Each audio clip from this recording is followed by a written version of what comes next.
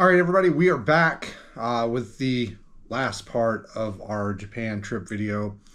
And we are actually on the last, well, tomorrow's the last day. We've got one more night left here. Tomorrow we pack everything up, allegedly, into a couple of suitcases, and we leave. And so the last time we checked in was we were about the halfway point of our trip. We were in Kanazawa, and we wanted to sit down and record now while we're here and everything's still kind of fresh in our memory, and just talk about from Kanazawa on to the end of the trip. Yeah, what more we've learned about, discuss where we've been, but also talk about things we learned along the way that we didn't know before. So, Kanazawa, we stayed. Again, I strategically planned the hotel to be near the train station. So we got off the train in Kanazawa and we had to walk out of the train station and across the street. And there was our hotel. So the Hotel Nikko Kanazawa is what it was called. I gave it a 5 out of 5. How would you rate it? Yeah, it was great. Yeah. Yeah, good location, great amenities. I mean, I don't think there was anything about it that I didn't care for. No, lots of restaurants nearby, shopping nearby, and when you're dealing with bags, we only had one bag each at this time, but it was a big backpack, and even though it only weighed 25 pounds plus 5 pounds when we had our day packs on them, it's hot, it's humid, and it's a lot of weight to carry, when you're walking, 5,000 plus steps just to get from one train to the other. So the hotels are strategic and cabs are expensive. So unless you're popping on another train to go to your hotel, you really don't want to walk that far. It was also a very good place for tour pickups because it was right by the train station. So this is one of the few times where we actually did do a planned activity, but we didn't plan the activity until we knew it's something we wanted to do. So I actually reserved this activity the day before we did it. And I did it online using no affiliation, but booking.com. I knew about this event, but I didn't want to commit just because I wasn't sure how we were going to feel. Again, we didn't want to commit to particular tours, especially non-refundable ones, because you never know how tired you're going to be, or what kind of mood you're going to be in, or what the weather's going to do. You'd hate to spend hundreds of dollars on a trip and just find out that day it's pouring rain and you're miserable the entire time. But the company was Japan Panoramic Tours. I did it through booking.com. World Heritage Shirakawa Go Perfect Guided Tour from Kanazawa is what the official title of it. But this particular village it was about an hour and 20 minutes by bus, I'd say. Something like that. Yeah. And so from Kanazawa, they picked us up from the train station. So right across the street. That was great. And this village, the houses there vary in age, but I think the oldest one was 300 years old. Something like that, yeah. Yeah, and they're traditional thatched roofs. So insert photo here. But these, it's the old traditional homes. So they've got this style of roof, so the snow falls off, and the roof is a meter when it's new, a meter wide. So it's 3 feet of straw. And or special grasses, I should say. And they told us how much it cost to replace them. It was like $100,000. It was like just over $100,000 US to replace these, and they last about 30 years. They said the whole village gets together to replace them, so it takes about 8 hours. But this is a traditional way of living. It's a protected heritage site. But I thought it was beautiful. We spent half a day there. Yeah, and our tour guides were super friendly. They spoke very good English. So when you're looking for tours, if these things are important to you, look for those things. Tour guide speaks English. Look at the reviews for them. This had a very high review.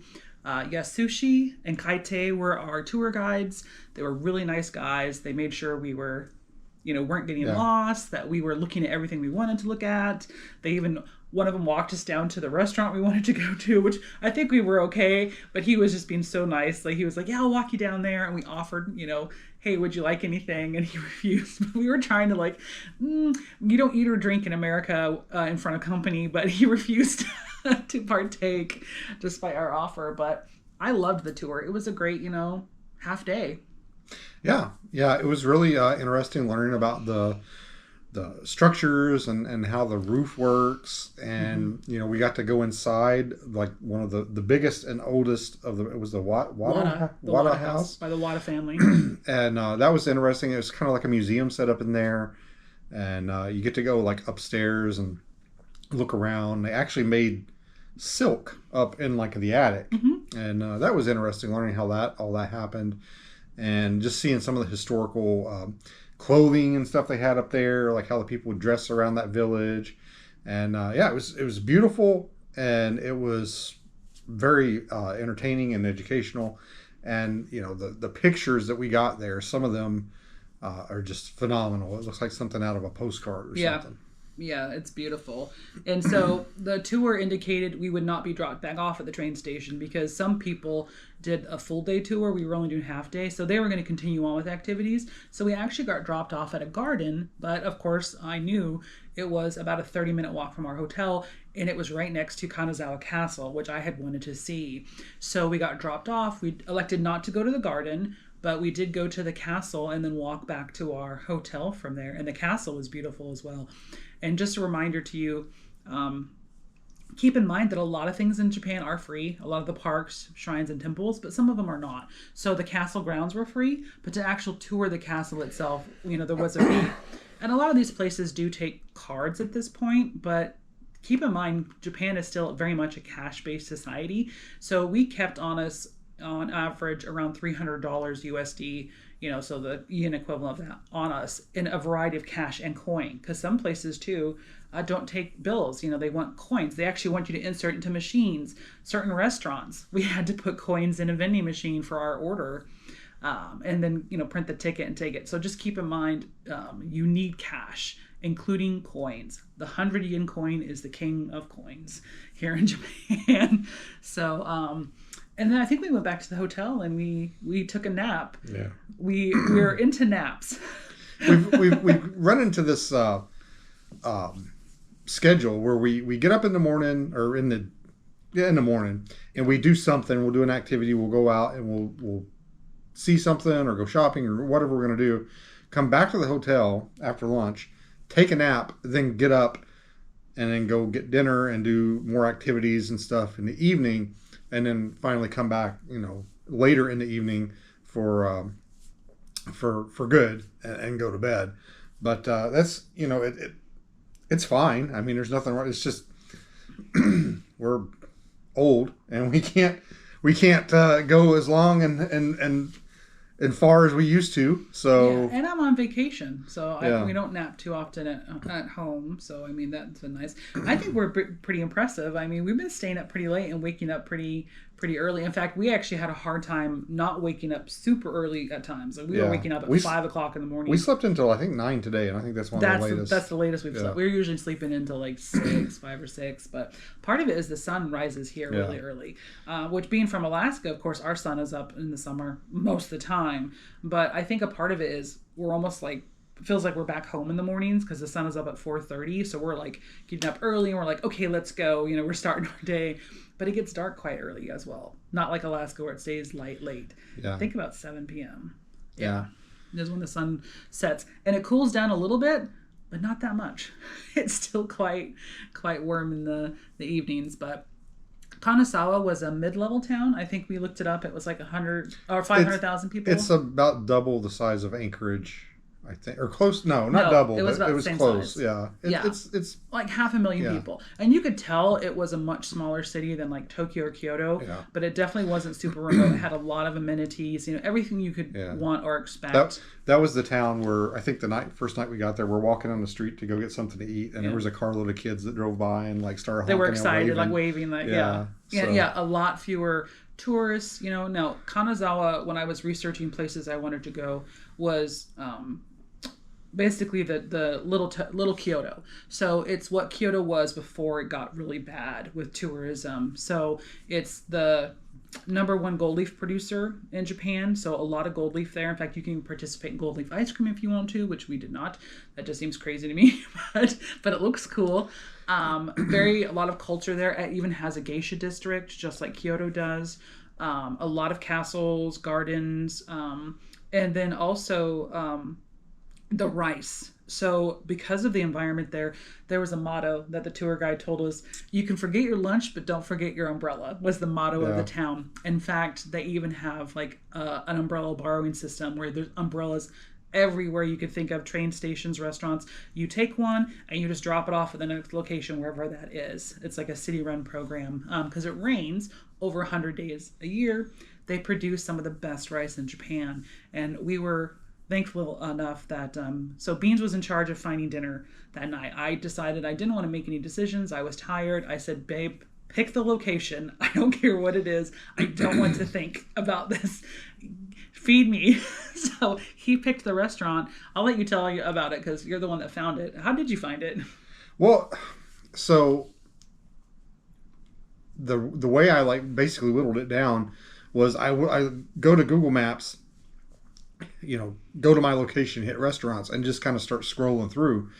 And at this point in the trip, we had a lot of seafood and a lot of fish, sashimi, stuff like that. And we don't eat a lot of fish at home. But we're in Japan, so it was kind of a given that we're gonna have some.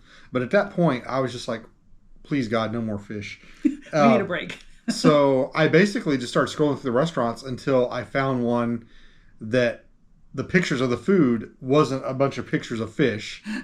And that's just kind of the one I said, that looks pretty good. I don't even remember what the picture was. Was it some tonkatsu or something? I don't remember. I think it was, but it wasn't fish. So I was like, that's where I'm going to eat. Well, it turns out it was like less than 100 yards from our hotel. It was like maybe one or two streets over. It was a nice walk, yeah. too. Yeah, it was a little hole-in-the-wall shop, and at first we were like, oh no, they're closed because it wasn't lit up yet. Yeah. We kind of hit it at dusk. So we were like, oh no, it's closed. A lot of these little shops, little restaurants, a lot of times it's in the family, they live above. Sometimes it's hard to tell whether or not they're open unless there's someone else inside. So sometimes just take a peek, try the door.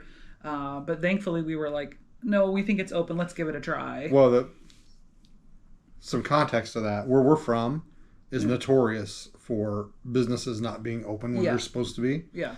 And like I said, I used Google Maps. We checked the hours. I think they opened at 6. They opened it for lunch, and then they closed for a couple hours, and they opened back up at like 6 p.m. for dinner. So we had checked the hours. They were supposed to be open. We get there like right at 6, maybe a couple minutes after, and it doesn't look like it's open. And of course, I didn't realize. I'm looking at the front door. I thought the front door was off to the left, and there was like their light up sign was like on the ground in front of it, and I was like, oh no, the sign's like blocking the door. Well, no, the door was like right in front of us. It was one of those sliding, Japanese type doors. But yeah, we finally, I don't remember what made us. I think she told me, she's like, I think this is the door. Yeah. And I opened it up, and we went right in, and there was like one guy in there working. He probably was the owner too. Yeah, probably lived there. Was probably one of the best meals of the trip. It's in my top 3. Yeah. It was called tonkatsu hantan rice. So the rice dish for that area it's famous for, I guess, is called hanton or hanton, Hanton. I had to look it up. So it's true. Kanazawa is famous for its rice. And if you're familiar with omori rice, it's very similar to that. The rice has a ketchup and onion in it. It's super savory, and they put the Kewpie mayo. Almost reminds me of okonomiyaki sauce on it. And then, of course, the freshly fried, katsu pork. Amazing. It was delicious. It was huge. The plate was huge. We ate every bit of it. And I kind of wish that maybe we were able to go back, but we didn't have another opportunity to go there. But it was also a really good example of language. So the gentleman who worked there was older. He was by himself. In Japan, it's not like America where... Now, it's not this all the time, but the majority of the time, they don't necessarily come to you. So we had to say, sumimasen when we were ready to order. We also had to use our Google Translate for some of the menu because none of it was in English, but we did just fine. Oh, we also ordered a tempura dish that was really good too. Yeah. But so we had to, call him over. So we had to use that. Then we had to, you can point, but we actually read what we wanted. And, I ordered, we wanted the same thing. So same terminology if you're traveling with someone else, futatsu means 2 of something. And he brought our food and then they leave you alone. Sometimes they will swing by when they bring your food. A lot of times they'll give you the bill, or you have to ask them. In this case, we had to ask for it. Yeah. So that was another.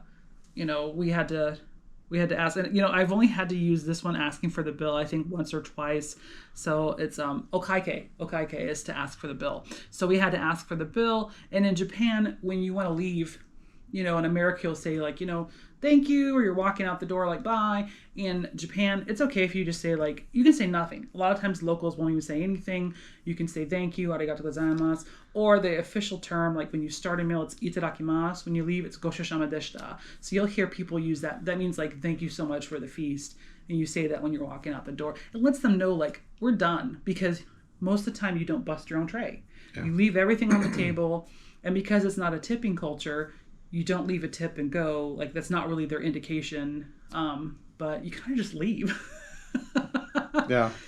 We've been to a couple of places where like it's a buffet style, like especially the hotels, and they'll give you a little card or a little clipboard, and it says reserved.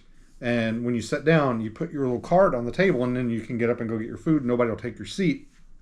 And then when you're done eating, you just take your card and you flip it over, and it just says basically like, I'm done eating, and they'll come clean the table and take your card and give it to somebody else so somebody else can sit down. But that's kind of something that is unique. I've never done that before anywhere except for here, I think. Yeah, it must be a buffet thing, because we kind of use it at buffets. The other style that we've run across is QR codes on tables. So you arrive at the restaurant, they'll seat you, they'll usually point out the QR code.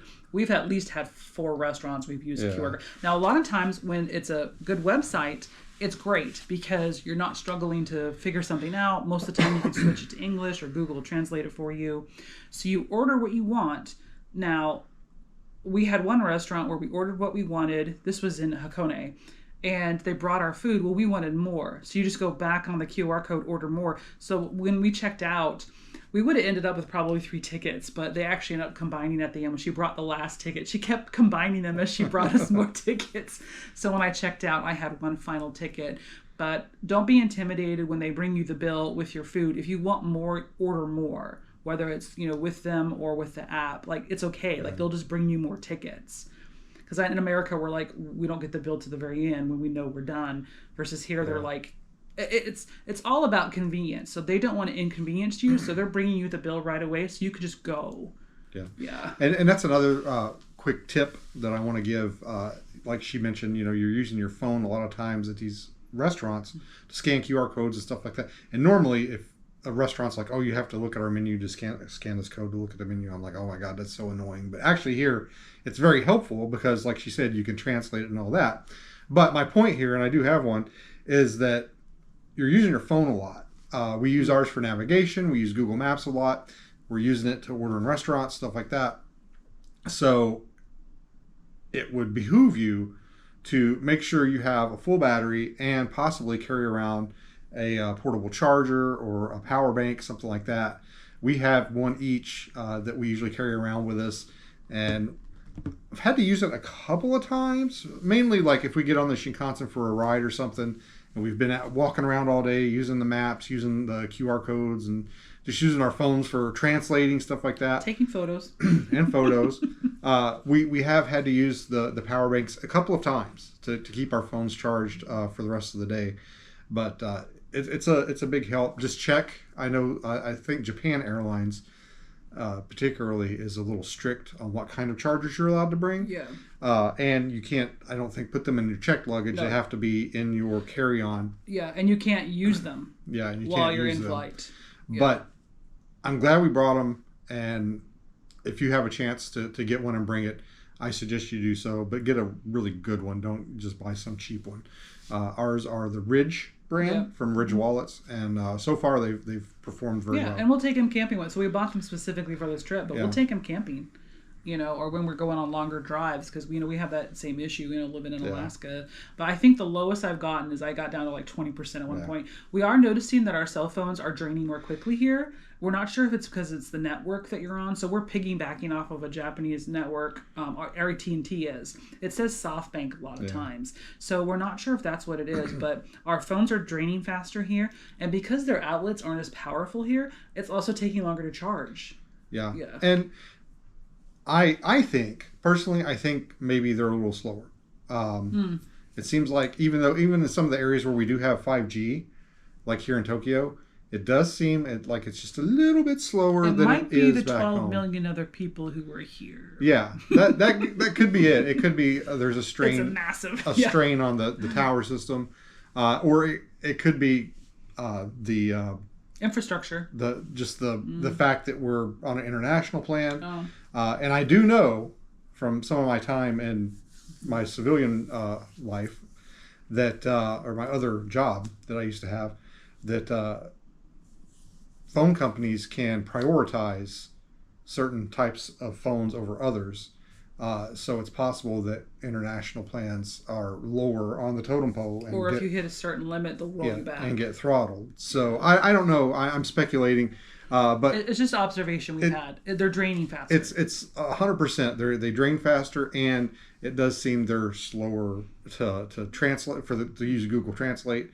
Seems like it just come on, hurry up. The outlets here are not like the ones. I think we have 110s in America. They just have 100 here. I think. Yeah, so you don't have that prong. It's only the first two. So women, ladies, if you want to bring your products, your flat iron, whatever, a lot of them won't work here. The hotels have been providing a lot of amenities like hair dryers, but just keep in mind, there's no third prong here. So don't bring anything that has a third prong. It won't work here in Japan. They're still stuck in World War II when they switched to American outlets back after the war. They haven't upgraded them to what we've done. But are you ready to talk about our next stop or anything else about Kanazawa? No? Highly recommend it, by the way. And I think it was like from Tokyo to Kanazawa was like less than 2 hours or something like that. Something like that. Yeah, and we went from, actually, no, we were coming from Hakone. So we went from here, and we went over here, and then we went up here. It was like the other coast. It was so fast. So next stop was Morioka, and that's where I lived when I was exchange student way 1 million years ago. No, it was 26 years ago from 1999 to 2000. I was 18 years old. I hopped on a plane and went to Japan for a year. So Morioka, which is really far north. So if you think of Japan like a banana, it's almost at the very top stem of the banana on the right side. It's Iwate Prefecture. It has 4 seasons. I got snow, so I was quite comfortable there actually coming from Alaska. We had, I think a lot of people might have been traumatized by the snow, the ones who were from California that were exchange students, but I thought her name was Sarah, if you don't mind me dropping your name. She was from Canada. Her and I were thick as thieves, the Alaskan and the Canadian there together. But I got to go back home. Some of it kind of triggered some memories, but when it's 26 years ago and I was only a kid at the time, a lot of it and of course things change, a lot of it I was like, man, I just don't quite remember this. But some of it did look familiar to me. But it's trippy how things change. It was very, because we're here in June, and here in like Tokyo, it's like 80 degrees. There in Morioka, it was more like 60-ish. It's like 10. It's 10 degrees plus cooler. The first day we got there, I actually, I showed up in just a t-shirt and shorts, and it got a little chilly. It was a little chilly. At night, we were walking in the dark, and it was a little windy. It was a little more windy. Mountains produce wind. It was definitely more akin to Alaska's climate than Tokyo or anything else that we've experienced so far. So yeah, I got a little not cold, but there was definitely a chill in the air. I was a little surprised. Yeah, so here we stayed at Dorming Inn Morioka. Now this is a chain. I think it's probably the equivalent of Holiday Inn. Yeah, like a Holiday Inn. It was clean. It was a little outdated, but that's okay. A lot of the hotels here in Japan are. I gave it a 4 out of 5. Now the reason why I did is the rooms were a bit small. Now Booking.com does say how big rooms are, but sometimes it depends on how the hotel utilizes that space. It felt very claustrophobic in that room. So I was kind of disappointed in that. And they had the worst pillows in the world. They were about that thick, and they were hard as rocks. And it was one pillow per bed. Yep. Now we went downstairs and we asked for one more each, and they were happy to oblige. So we ended up having 2 rock pillows. But my neck was killing me. I slept terrible that first night. I was pretty miserable. Thankfully, I didn't let it ruin my day. But another disappointing factor was. All right, sorry about that. The camera shut down on us while we were recording. I think it may have got a little warm, or it's an issue with the card. But anyway, she was talking about the. Yeah, or the camera is not enjoying our video. I'm not sure Yeah. which. Like, you guys are boring. I'm out. Yeah.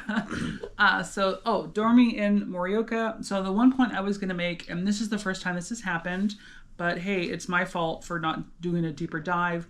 So this particular chain is really popular for their onsens. And at this point, we had had a little bit of a break from onsen, so I was ready for another one. Turns out they do not allow tattoos.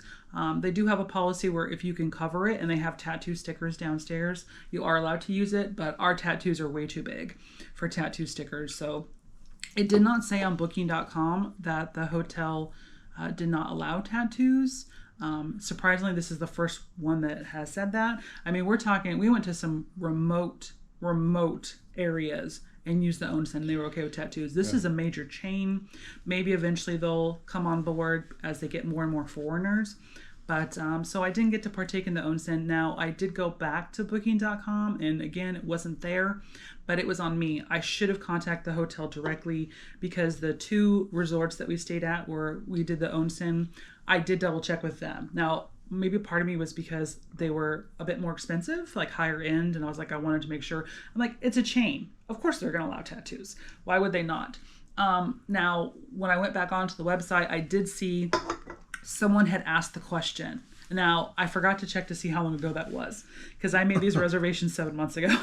So, but that's on me. If you have tattoos, you're traveling to Japan, we have found 90% of the time it's not a problem. But just double check with your hotels. Do the due diligence that I did not, and I missed this one. Like, I just didn't check this one. So that was a bit of a surprise and a disappointment, because when hotels have onsens, a lot of times they don't have tubs, because they're like, hey, we're providing you with a free onsen. You don't need a tub in your room. So of course this place did not have a tub, and you're sore and tired. You want to soak sometimes. So that was on me. Disappointed, but lesson learned. Yeah. But when we were at the onsen resort in Hakone, they gave us a little booklet that said, how to use the onsen, rules, stuff like that. And there was a panel that said no tattoos, but it was crossed out and said tattoos okay. Yeah, they're okay. They're realizing, as more and more foreigners are coming to Japan, that they have to make exceptions, because a lot of cultures outside of Japan, tattoos are very common, especially from Americans. I mean, Beans and I both started getting tattoos when we were 18. Of course, this is over 20 years ago. When we were getting tattoos, it was still pretty taboo. Like, I remember in America getting funny looks from people. It was still like really uncommon. I was the first one out of my siblings to get any tattoos, but I think it took my siblings 20 years later to get their first tattoo. So my cousin had some, and I was living in the same town with her. I moved to the bigger city, and so she inspired me, and I was like, I'm going to get a representation of my trip. So actually I got a dragon with Year of the Dragon in kanji, because I was in Japan in the year 2000, the Year of the Dragon. So I was like, it'll be a nice memento of my trip. All my tattoos are Japanese themed, so except for my little Frenchie. But so we're kind of used to it being taboo. Now everyone has them, and you look like everyone else. Only we're old farts with tattoos now instead of young people with tattoos. But they were taboo when we were getting them. But still, it did, affect our trip a little bit, but not bad. I just adjusted, and I understand, if they're not comfortable with it, that's on me. I need to respect what they're comfortable with. And so it was fine. A little bit of advice, double check if you have an onsen at your place, double check they're okay with tattoos. But Morioka, one thing we noticed, it's a much smaller place. I think it only has 250,000 people. We're in the far north at this point. So language barrier. Our basic phrases that we knew, some of it kind of went out the window. We were being asked a little bit more complicated questions. Almost none of the menus had any English at all. It's not a touristy area. A lot of people do know where Morioka is, but it's definitely not geared towards tourists. So we did have some language barrier issues. a little bit more difficulty getting food, ordering food, or a lot of the public areas like didn't have English. And but that's not for us to, we needed to adjust to Yeah. them. They have no, reason to. I mean, Yeah. We're not don't complaining. Yeah, don't expect another country to cater Yeah. to your language or your But we were fine, and the people there, I observed that they were much more friendly. And you had an interesting observation I didn't even really think about. You said they were more happy. You thought the people were more happy. Yeah, I've noticed people walk around smiling. I don't know. It's just I noticed it, and it's kind of weird. You'll just see people walking down the street and they're smiling and they're smiling at each other, and Yeah. they were happy, or seemed happy, and Yeah, they We were were- a little like they were enjoying life Yeah. a little bit more instead of just the grind of like getting from point A to point B. But I guess we're like that. Not our small town versus a bigger town. When we travel to Anchorage, which is 500,000 people, people just seem like they're in a hurry. They don't look at you. They don't smile. And where we live in a town of 5,000 people, people say good morning. They hold the door for you. You can have conversations sometimes. Like we're just a little easier going pace. You're not in your own world, So we kind of experienced that in Morioka. And we had this really nice gentleman actually come up to us in one of the parks. We were looking at Iwate doesn't have, Morioka doesn't have a castle. It burned. The story of most of the castles in Japan. Yeah. It burned. It was either burned or bombed, but this one burned. But we got to see the ruins, and they had a beautiful park there. And this nice gentleman came up to us, and he spoke really good English, but he was really curious about us. It was a really nice. yeah, That was a nice stop. yeah. And something I noticed, going from Tokyo and the west up to the north, in the north, people bow. Bowing Yeah. is not a thing here in Tokyo. You almost never see it. Up there, people bow. Yeah, and everyone was saying good morning. Now in services, they will bow to you in Tokyo and Kyoto. Like when you go to stores, hotels, staff, employees will bow to you, but people generally don't as much. Most of the time, I think I'm getting bows here in Tokyo as if I'm letting someone go ahead of me or something like that. They'll kind of like, give an acknowledgement. But yeah, you're right. In the more remote areas, people are a lot more friendly, but polite as well. They're more interested in engaging with you. But so yeah, that's just kind of interesting. I highly recommend, if it's your first time to Japan, I understand if you're just like wanting to hit the main cities, Tokyo, Kyoto, Osaka, maybe Hiroshima, but don't be afraid to venture out. I was perhaps a little more comfortable with it because I lived in the north, but we got to go to some places I had never been before. I'm so glad we did because night and day, it's an entire country, and we had the time. But we also had something on our list we wanted to do. I did not do this when I lived in Japan because even though I was of legal age, I was a student, and students are not allowed to participate in pachinko, which is gambling. So this time around, we're going to do pachinko. It's something we wanted to. We like to gamble. So I used the intranet to see what is a friendly pachinko place for for beginners, because there are a lot of smaller pachinko parlors that locals like to go to, but those are kind of like your local seedy bars. I was like, man, I want something that we would be comfortable going to, and that we wouldn't be like stared at the whole time. Like, what are these people doing here? So I recommended a pachinko parlor that was about 20 minutes by taxi. So it was a little bit of an expense, but not bad. I think it was like $20 each way by taxi. We didn't have a problem getting a taxi. And it was this giant building, like the size of a Costco warehouse looking thing in the middle of, not nowhere, but pretty close to nowhere. Yeah. There were no tall buildings around. It was just like a Vegas casino. Like when Yeah. you walk in the floor on a Vegas casino floor, that's what it reminded me of. Mm-hmm. Bright, just machines everywhere, machines all over the place, different kinds of machines, not just pachinko. They had slot machines, and like we were saying, we're in the north, so it was not as foreigner friendly. There wasn't like a lot of like English or signage. And we walked around the whole place, and we were a little intimidated. We were like, yeah, How do we check in? Like, is there a rewards card like yeah. in Vegas? Do we get chips? Like, Yeah, how what does do this we work? do? And we were like, you know what? This might not be for us. Like, we might Yeah. just not. Maybe we should try this in Tokyo, where it's a little bit more foreign friendly. We actually walked out we walked out of the building because we're like, maybe we'll try this somewhere else, you know.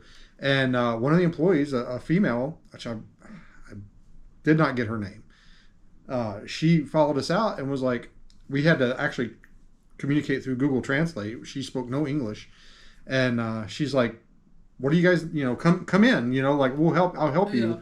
And she basically took us to some machine, and so she set us down in front of slot machines, and she's like, "Oh, hit that button," and it said max bet, and I'm like, "Oh, what is this going to cost me?" You know, because she showed me how to use the machine, and she put us on the penny slots, which was, you know, that's not going to happen anywhere else probably. Yeah.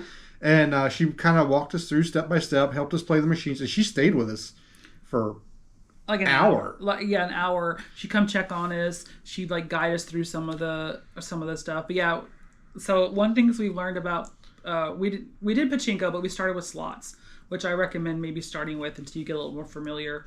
How Japanese slot machines are different. So in Vegas, you choose your bet, you hit the roll button, you're rolling, and you can stop the machine early. But here, you have to stop each row. Yeah, or column. What are those called? Reels. You have to stop each reel. So there's a button for all 3 reels. You have to push them one at a time. And in your case, you even had to hit an extra button. I just hit bet each reel. You had to hit bet and then that little joystick and then do the just push it instead of pulling the arm on the machine. Mm-hmm. There's just a little joystick sticking out. You just push it down to start the reels. Yeah. But it was fun. Pachinko, probably not for me. You have to constantly maintain the motion of the balls, and I'm getting tired, and not a lot is happening. Of course, slots, there's animation, and we picked anime-themed ones. So as you were progressing the story. You were basically watching an adventure, on your screen. But how they differ, so I don't know a lot of the rules about gambling in Japan. I know it's strict. Like, it's not straightforward. It's not like Vegas where you could just go gamble. So what was interesting about the machine, because we didn't realize we were in penny slots, we both put in 10,000 yen. So we just started with $70. Put it in the machine. Well, I ran out of money. Like, it wouldn't let me bet anymore, and I didn't understand what was happening. Well, it turns out, and it depends on the machine, the ones we were on, the penny slots, you had to load 500 yen per time. You had to give the machine permission to take more of your money, basically. Yeah. You'd run out of 500 yen, and you'd have to give it the okay, go ahead and take 500 yen more. And it was giving me 40 spins for 500 yen. Yeah. So it was penny slots. Yeah. So I did the same thing. I found out before she did. I tried to put more money in, and the lady that was helping us comes over and she's like, no, you still have money. Just push that button and it'll load it on the machine. And I actually ended up ahead on the slots. I don't know how. Yeah. I just got a good machine. It paid out a lot. I was winning, not 15 yen, but probably, I don't know how it converts. I don't know what it was, but I kept winning all these 15 reels. I kept coming up winning 15, and I ended up ahead on the slots. If I hadn't played pachinko, I would have made money. But we played pachinko and lost. We were there for about 2 hours. I think it is, a fun experience, and it's interesting because you can't win money when you gamble. So it's not like Vegas where when you hit, you start making money, you can gamble with that. Yeah. You can't. You can only gamble with the money you bring. So as he was winning, I lost, but as he's winning, his winnings he couldn't gamble with. Those were actually on when you cash out, it gives you a card, a little credit card, and he had 2 cards, one with his real money and then one with his winnings, which wasn't real money. So when we were ready to leave, I asked ChatGPT, I'm like, what do we do? So it's go to this ATM and put in your card with the real money, and it gave him his money back, and you had like half your money. So you got half your money back in cash because that was real money. It was cash. Then you take the other card and you go to the clerk. So you turn in your card. And of course, we're doing penny slots. So we're we probably didn't get anything. Postscript. The cards look exactly the same. Oh, yeah. There's no, this is your real money. This is your winnings. They look exactly the same. Yeah, but the ATM rejected the other one, so it only accepts the one with red. Now, this is the pachinko parlor we went to, so some of them might be different. Yeah. But we gave the card to the clerk, and he gave us 2 pieces of hard candy. Yeah, he gives it. Because I thought we're going to get prizes. Yeah, I thought we were going to get prizes, and they had they had like beer and Yeah. cigarettes and candy. Yeah, because and we knew you couldn't. You're Yeah. not supposed to be able to win money, so Yeah. you're supposed to get prizes. So we're like, oh, we're gonna get like a couple beers or something Yeah. like that. We got 2 pieces of hard candy. So he hands us I'm like, what do I Yeah. I said something like, what do I get, or what can I get? And he turns around and he gets 2 little pieces of candy, hands them to us, and I'm like, you got, because I'm thinking like at a fair where you exchange Yeah. your tickets for prizes. I'm thinking, you got to be kidding. There was at least like 40-50 bucks on that card, and this is it. And then he pulls out these 2 plastic. They're called smart cards or something, but they're 2 plastic cards. They look like they had a chip on them or something. And hands them to me, and I'm thinking, okay, is this what I use to get my prize? Now, do we get prizes with these? Yeah.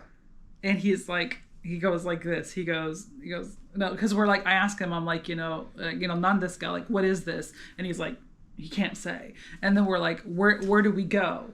Like, where do we take this? Secret. Like he could not say anything more. So yeah. So we're standing there with these. I think one was red and one was blue or something. Yeah. We're standing there with these cards and we're just looking at each other. And I'm almost to the point where I'm like, whatever, I'll just take. It's a souvenir. Yeah, it's a souvenir. I'll take it and set it on my desk or something. Yeah. And this guy, another gentleman, was behind us. And he gets the same thing. He had more cards. He had like a stack of cards like this, but he got the same cards. And he gets his cards and he starts walking away. And I'm like, let's follow him. Yeah, because we've heard online that the prize counter is usually separate. In a separate location. Yeah, usually it's a separate. So we knew that much from watching some videos, but we didn't exactly know what to do. So we followed this guy. Yeah. And I mean, tip. If you're not sure what to do sometimes, just stand back and watch the locals. Yeah. And 100% this panned out great. So he walks out of the building. We follow, and I can see we're not like right behind him. We're a little bit behind him. And I can see he goes into this little building. I mean, it's like It looked like a Connex. Yeah, it's on the same property, but it's just this little square building. And I can see there's like a window, and I can see him doing something with those cards. Yeah. So I'm like, well, let's go in there. So we walk in, and this place it almost kind of reminded me of the Bookies and Snatch, the movie Snatch. like a betting parlor. Yeah. Like a cashier at a casino or something. And it's all like you can't see the person. There's a window, but there's no window, and there's just a slot. With a basket, and when we walk in, he's pulling money out of his basket. Yeah. So I put the cards in the thing, and it disappears. It goes into the wall, and then it comes back out, and there's money. Yeah. So that we don't know if it's like this for every pachinko parlor or gambling parlor, or if it's just because that region. Don't quote it. We just don't know. But you were able to win money. Yeah. And when we came out, I didn't win it. I exchanged it. With the card. Yeah, he exchanged it. Secret. But when we were leaving, this other guy was coming in, and he had a stack this tall. Yeah. Oh my God! Like I have heard some people make a living out of this, but I don't see how. Holy moly! Yeah. We had 2, and I think the guy in front of us had maybe 4 or 5. Yeah. But the other guy had like a handful. Yeah. I wonder how many hours he was there. They have lounges. They have like vending machines.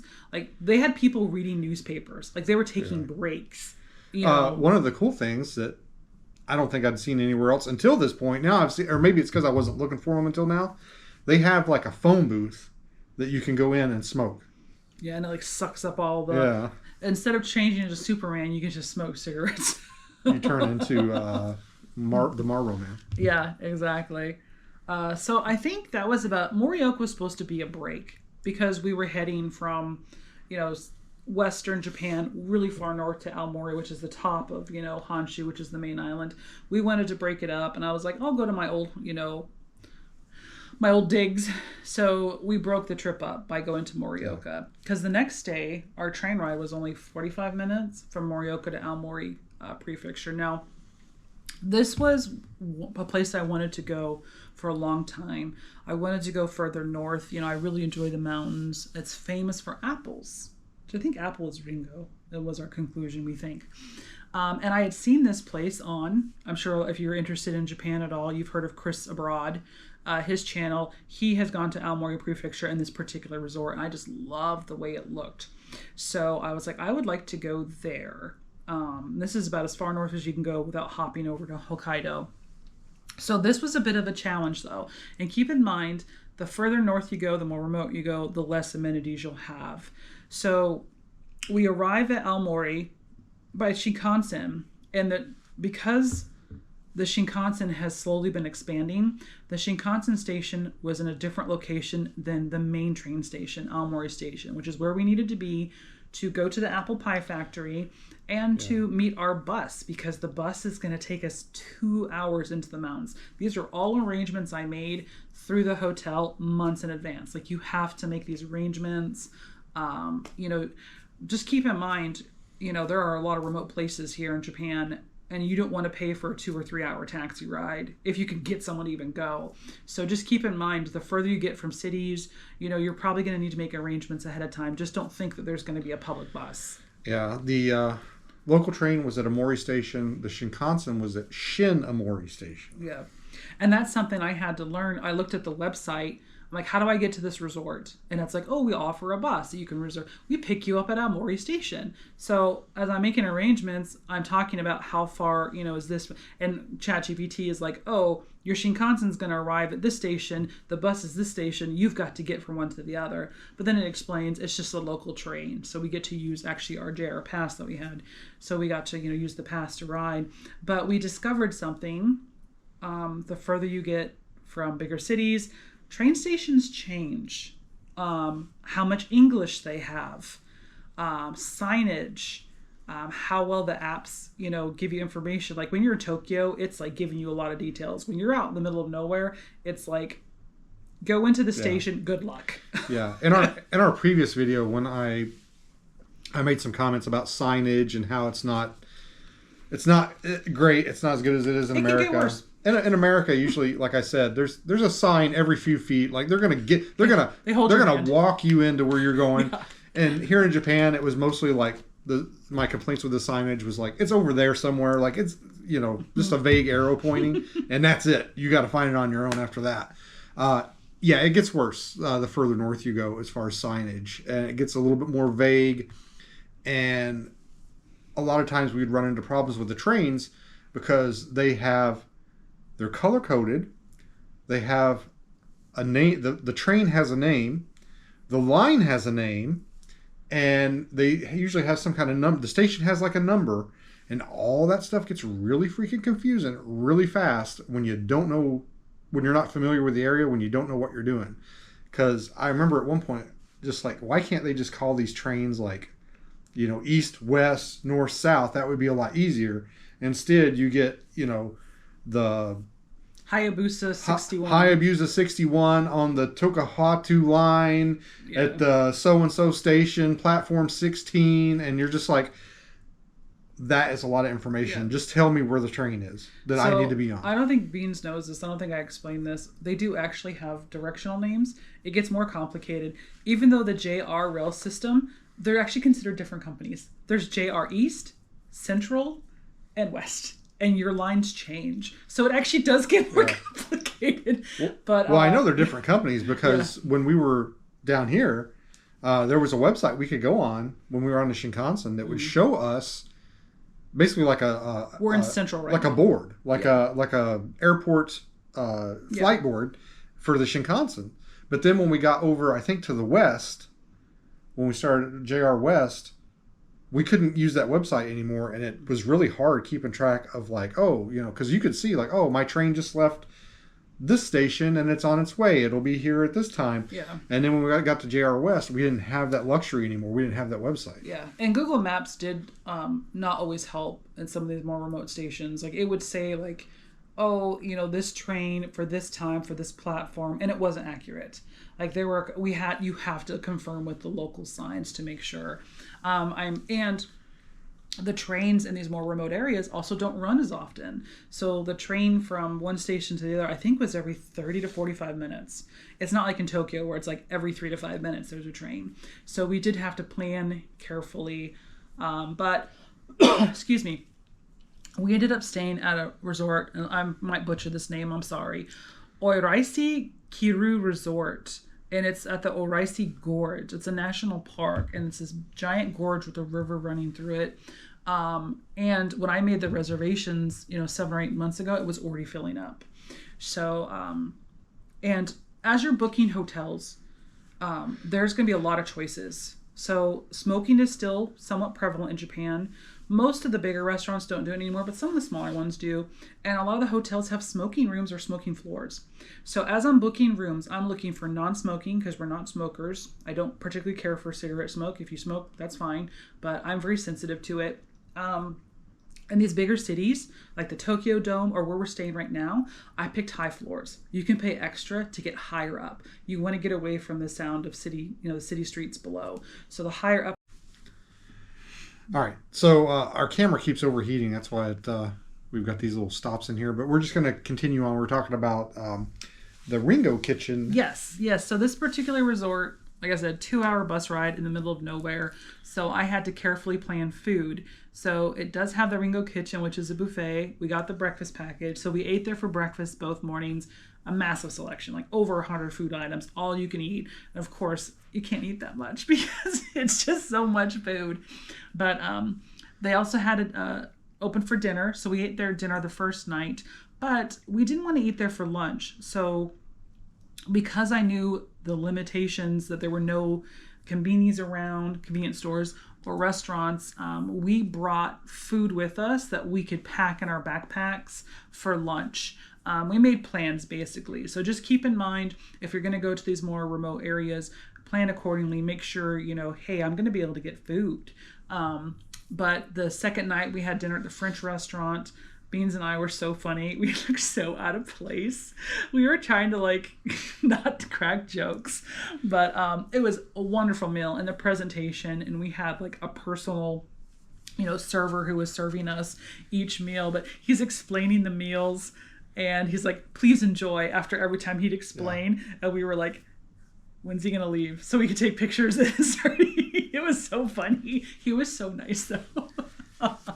Oh my God. But I love that experience. And it had onsens on site. It had 3 different options. I partook in the onsen. It was great. And our plan was to go hiking the next day. It was our first remote hike. Well, remote for these standards. Yeah. And oh my God, the bear signs. So we've been seeing bear signs since we were in southern Japan. Northern Japan is where the bears actually really, really are. They're quite common. So we don't have any kind of defense other than our knowledge, experience with bears. But turns out we had nothing to worry about. We're going to go hiking in the national park. The hotel has a free shuttle every hour from 6 a.m. to 4 p.m.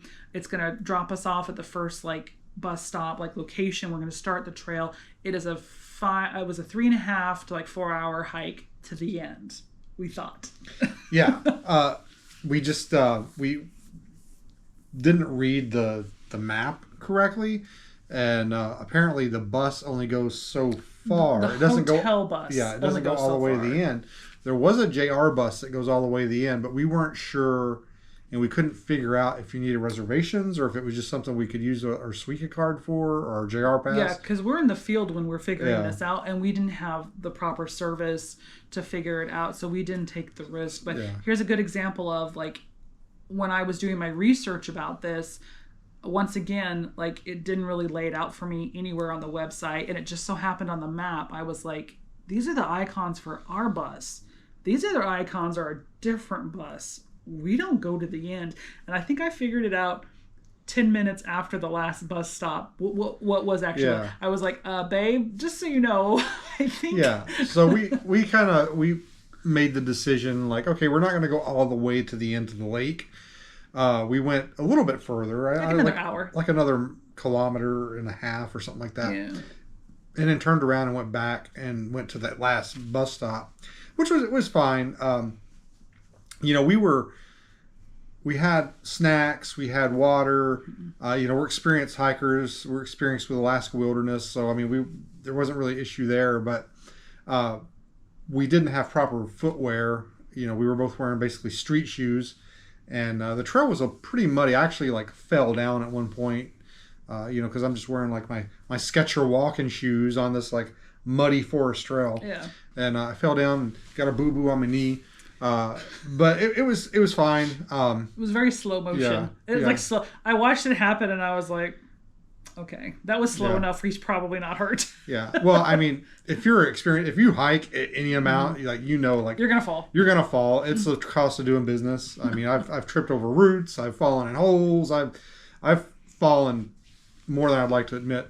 Especially, my knees are bad, so it's not an uncommon occurrence, but it doesn't happen every time.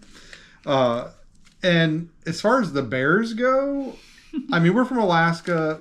We kind of know how to deal with bears. I don't want to make it sound like, oh, bears are no problem, but we're experienced with bears. We have bears in our yard occasionally. It's not something that we're necessarily super concerned about. I mean, it's always, you need to respect nature, but you don't have to be afraid of it. But it turns out like the people, the other people at the resort, the other people that were hiking, super concerned about it.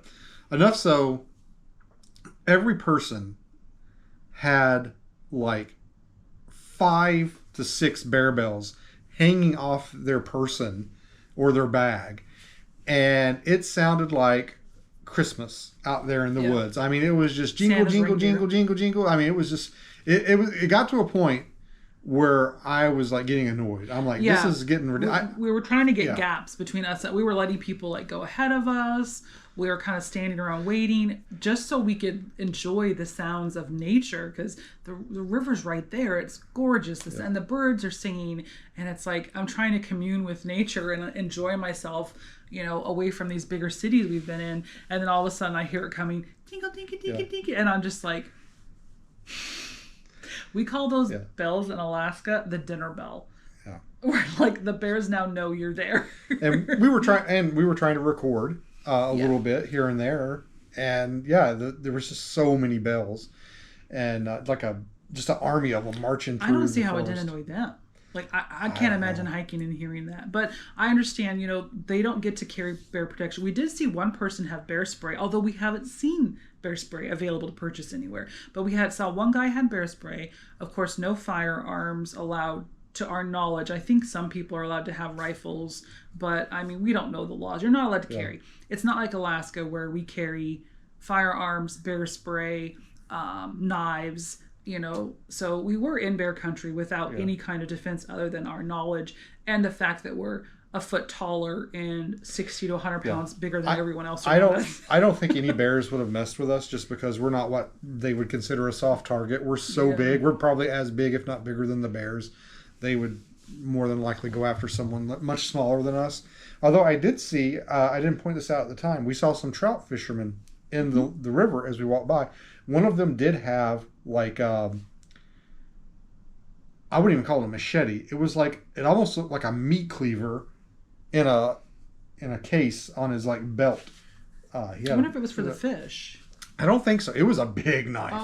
Oh. I did see that. That was about the only thing that I would say that I would consider like a defensive weapon that I've seen on a person other than the bear spray since we were out there. So Yeah. So I don't know if he was even supposed to be carrying that. I don't know what the rules are. But it was fine. We didn't see any bear sign. It was actually kind of weird because we're in a forest. It's much like a boreal forest that we're used to in Alaska. And you almost always see some wildlife, signs of wildlife, tracks, something. And we saw a bird, or a couple of birds. Yeah. It was almost unsettling how little wildlife there was. I mean, it was just weird. Yeah, I think a part of it is because there was a lot of foot traffic, and we went first thing in the morning, thank goodness, because when we took the bus back to the hotel, which saved us about a 3-hour hike, if not more, which was always the plan. We were always going to bus back. And the amount of people we saw on the trail and cars on the way back was more than quadruple. So it would have been so much worse if we had waited later in the day. Like, I don't think we would have enjoyed ourselves. I think it would have been too. We don't go hiking to be with people. We go hiking to be with nature. So, but it was beautiful. But the road was right there, kind of parallel to the trail a lot of times. So I just think it's not. If you're going to see bears, it's probably just going to be them crossing the road quickly like they do in Alaska. You know, sometimes they'll run across the road to cross. But so I'm not really surprised we didn't see anything. But it was still beautiful. It was a national park. The resort was gorgeous.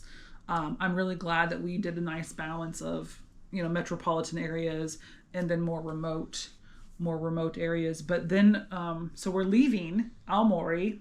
And this is just amazing because we're literally in the northwest tip of the main island, Honshu, and we have to get back to Tokyo, which, you know, is in the southeast. So we're going to go more than half the length of the country. And the train ride is going to be 3 hours. It's going to take 3 hours to go from one to the other. But this is when we really realized, when we arrived, we passed by this shop that had, so those bentos you get for the trains are called ekibens. And we were like, hey, we'll have to stop by there on our way back because we're going to need one for the 3-hour train ride. And we get back and we had about an hour and a half window to get from one train station to the other, which was about 10 minutes, no problem. And then get ready for our train. We could not find food. Yeah. It was weird because like I said, there was 2 stations. There was a Mori station, and then there was Shinamori, and we could not remember which station we saw the bento shop in. And at this point, like, we're getting hungry. We're getting angry. Yeah, we're getting hangry. Yeah. We can't find it, and it was probably like the worst part of the trip so far. Is just we're like, we saw. Yeah. A bento shop in one of these stations, and we could not find it to save our lives. No. And the stations weren't that big. No, these were small stations. But you know, like a lot of times it was probably like just around the corner that we just didn't go around. Yeah. Like we were probably within like, you know, 50 feet of it. Japan is really good at utilizing space, but oftentimes that space can be hidden. It'll be like behind a door, around a corner, and you're just Like the Godzilla store we went to here in Tokyo, I thought it was going to be a Godzilla store. Turns out it's a corner in like a mall. I mean, it's about the size probably of this hotel room, maybe a little bit bigger. But I was kind of shocked because I thought we were going to go into a Godzilla store, and we did, but it was like a corner of a mall. There's like another shop like 5 feet over that way. So there's a lot of that going on, and it's possible we walked right by that bento store and just didn't, like, maybe we just need to turn this corner, or maybe it was on the other side of something and we just didn't go over there. You know, we were probably, I know we saw it. Yeah. We just couldn't find it again. We made a note of it. We're like, hey, we're going to have to stop there on our way back. Yeah. But thankfully we found some food that we took on the train and got to enjoy it. And then, of course, when we arrive in Tokyo, it's just anything you want is available at your fingertips within usually a 10 to 15 minute walk. Yeah. Oh, and the coin locker situation. Oh, yes. So we knew when we were arriving to the resort, I wanted to go to the apple pie factory. So I purposely, the bus was leaving at 3. I had us arriving around 12:30. That'll give us plenty of time to explore Aomori, the town, go to the apple pie factory. And according to online, there would be coin lockers, and there has been coin lockers at every train station, like walls of them. Yeah, so we arrive in Aomori and we get off the train, and you have a west exit and an east exit. So we start with the west exit, which is where our bus was going to pick us up. There is nothing there other than buses. Okay, let's go to the east exit, and we're talking about a 2-3 minute walk. This place is tiny. We go to the other exit. There's nothing on that side. And so we saw an information center on a separate building, outside. So we go there and we found 4 coin lockers inside. And they were all being used. And now we have our big backpacks and we have an hour and a half to kill before we're getting on the bus. So we asked the staff member, coin locker, which is how you say it in Japanese, just with, put an accent on it, doko desu ka? And she's like, outside around the corner. Great. We go outside around the corner. There was maybe another 12, Yeah. all being used. We had to take our backpacks. Thankfully, the apple pie factory was right there next door to the train station. And we were able to get a table and chairs and sit and kind of take turns, like going around. And we got 3 different kinds of apple pie. Yeah. And then lunch. Yeah. But it was like, dang it. Like we... Yeah. We kind of took a lot of the abundance of amenities for granted. Here, I mean, we walk outside of our hotel into Shibuya Crossing, and there's like coin lockers, like on the side of the building. I can see. Yeah, and they're just everywhere. And that was the first time that we were kind of like the only time we were actually going to use them. The one time we needed them, they were not available. There was like a dozen of them for the entire like area, and of course they were all being used. Yeah. Yeah. And there was one that was open that a lady was in the process of securing, and she put her little handbag. Oh my god, it was so funny because we had these huge backpacks, massive backpacks, and she like takes her little handbag, which and is this big locker, which is like it was like this big, and she's putting her handbag in there, and we're kind of looking at each other like really, okay, yeah, I mean, whatever. Yeah, it is what it is, but I have some new observations we've learned and a couple new phrases that we feel like are essential, and then we'll probably take a break because I think our end of our journey here in Tokyo probably could be a different segment, kind of wrapping things up. So let's see, things we've learned that we were asked. Do you want it warmed up? So when you go to convenies and you get like ekibens, meals, bentos, rice balls, or even in the restaurants, we went to Mr. Donut in Morioka and Beans got an apple pie and they asked if they wanted it warmed up. They're not going to ask you in English, most likely. So, atata mes maska. So, thankfully, I got an idea of what they were asking. So, we could say yes or no. But that's something you should learn. Like, because they're going to ask you, do you want it warmed up? And then also they're going to ask you if you want a bag. Come on, all the convenience stores are going to ask you if you want a bag. So you need to be prepared. We've brought our own bag wherever we go, so that's been nice. They're not expensive. They're like a couple cents. Yeah, unlike in America where they charge you like 50 cents to $1 for a bag. Yeah. Here it's just a couple of cents. And then a lot of the restaurants will ask you if you want to, or even Mr. Donut did, dine in or take out. So learn that phrase. Tanaide is dine in. And mochikari day is takeout. So we were asked that. So we were like, oh, we should add that to the repertoire. Like, know what they're asking you. Because you might accidentally say, like, oh, I'm going to take out. And you were hoping to dine in. Let's see. We already talked about asking for the bill. Observations. We talked about how each station is not the same. Smaller stations and the further from larger cities. Less amenities and directions given. Just give yourself time. Just don't rush. Don't give yourself small windows. Toilets. So almost all the toilets here are bidets. I did have a couple that were, the old school hole in the floor. Those were usually like at the temples or in like, more remote areas. But I think I've only used 2. Yeah. So the toilets, all of them have toilet paper so far. But they do have the bidet option. And there's pictures, so you can figure it out. But what was surprising that I don't remember when I used to live here, they have what's called a deodorizer, almost all of them. So when you sit down, the toilet seat most of the time is going to be warm. So don't let that surprise you. You're like, ooh, it's warm. It's going to start this mild flush. That's called the deodorizer. So basically, as you're using the bathroom, it's already pulling things in, and it's called deodorizer. There's usually an option to turn it off, but it goes so quickly and it doesn't last that long that really you just ignore it. Some of them have privacy sounds that automatically turn on. So you sit down on the toilet, all of a sudden it sounds like you're in the Amazon rainforest.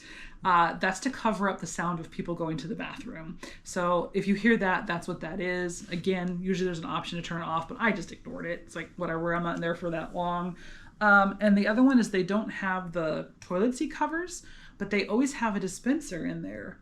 Called the toilet sanitizer. So you take some toilet paper, a couple clicks under that, it dispenses a sanitizer, and you can wipe down the toilet seat. So I do not remember that from when I used to live there. The toilet sanitizer, the privacy sounds, and them being warm. Like the sanitizer is probably a post-COVID thing. Oh, that's true. That might be what that's from. But so when you go to the toilet, just and a lot of times the flushing is not on the toilet; it's a separate button. There's usually signs, but most of them are like either push a button or it's like motion activated over this sensor. But just an FYI, those are some of the things you might experience at the toilet. And that way you're not surprised. Like, what's going on? Is this machine going to launch me into space? Like, it sounds like it's taking off. And then another one that I had to do a lot of research on is prescription drugs. So if you take any kind of prescription, just keep in mind Japan has a lot of regulations. You want to check to see if it's allowed in the country. And then I take a couple of prescriptions. They're all allowed, but Japan only allows a 30-day supply. So if you're planning on staying longer than that, you usually have to get a prescription here, written by a Japanese doctor and filled here. There are some exceptions to that, but I had to get a letter from my doctor saying what drugs I'm taking, why I'm taking them, and that I have permission to take them. So I had to get a hold of my doctors. I gave them 60 days because I didn't want to wait last minute. Doctors are busy. But just an FYI, if you take prescriptions, I didn't have to show anyone the letter, but I've got it with me just in case. And they want you to keep your prescriptions in the original packaging. So you can't take a nice little, pill case with you. You have to keep them in the original packaging. So that was kind of a pain in the butt if you take more than just a couple. But oh well, it's what the requirements are. And then I think we'll wait till next one to talk a little bit more about the tax-free stuff and our Don Quixote haul.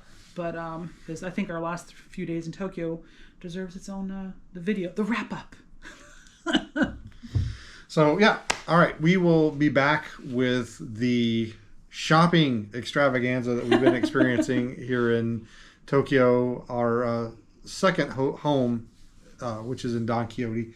And we'll talk about that and some of the experiences we've had with like the tax-free shopping and some of the, I don't know, not really problems, just confusion, stuff like that we've ran into regarding the tax-free stuff. But yeah, that's it. So we'll be back with the final part of our Japan journey, and probably a video of the hike where we were walking around the park. We'll probably put that out if it hasn't already come out before this. But anyway, guys, thanks for watching, and we appreciate you. Hopefully, you learned something. Yeah, because that's how we learned a lot of our stuff. And if you have any questions, throw it in the comments, and we'll try our best to answer anything if you have any questions. But that's how we learned to prepare is YouTube, the intranet. Yeah, it's a great resource, and take advantage of it because there's a lot of stuff on there that if we hadn't learned, we would have been blindsided. Yeah, we would have been in some pickles. Yeah. And we were in a couple anyway, but having the knowledge that we had really, I think, spared us a lot of grief and potential problems. Yeah. All right, guys. Thank you so much. See you later.